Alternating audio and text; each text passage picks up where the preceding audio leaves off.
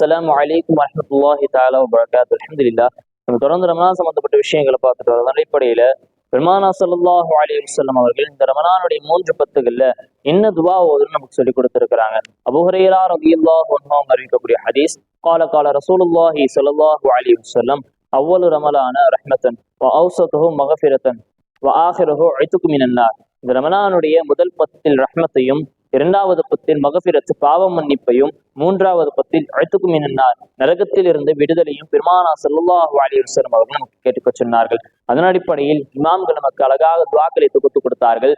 முதல் பத்தில் அல்லாஹும்ம ரஹ்மனா பி ரஹ்மத்திக யா அர்ஹமர் ராஹிமீன், யா அல்லாஹ் உன்னுடைய ரஹ்மத்தை கொண்டு எனக்கு ரஹ்மத் செய்வாயாக என்றும், இரண்டாவது பத்தில் அல்லாஹும்ம மகஃபிர்லி துனூபி யா ரப்பல் ஆலமீன், யா அல்லாஹ் என்னுடைய அனைத்து விதமான பாவங்களை மன்னிப்பாயாக என்றும், மூன்றாவது பத்தில் அல்லாஹும்ம அஅ்திக்னா மினன்னார் வ அத்கில் ஜன்னத யா ரப்பல் ஆலமீன், யா அல்லாஹ் நரகத்திலிருந்து விடுதலையும் மேலும் சுவனபதியில் என்னை நுழைய செய்வாயாக என்று பெருமானா ஸல்லல்லாஹு அலைஹி வஸல்லம் அவர்கள் நமக்கு துஆ செய்ய சொன்னார்கள். எனவே நான் இந்த ரமலானுடைய மாதத்தில் இந்த 3 பத்துகளில் முதல் பத்தில் ரஹ்மத்தையும், இரண்டாவது பத்தில் மகஃபிரத் பாவ மன்னிப்பையும், மூன்றாவது பத்தில் நரகத்திலிருந்து விடுதலையும் பெருமானா ஸல்லல்லாஹு அலைஹி வஸல்லம் அவர்கள் எதை கேட்க சொன்னார்களோ அதன்படி நாம் அமல் செய்யக்கூடிய அந்த பாக்கியத்தை அல்லாஹ் சுப்ஹானஹு வ தஆலா நம் அனைவருக்கும் தந்தல் புரிவானாக.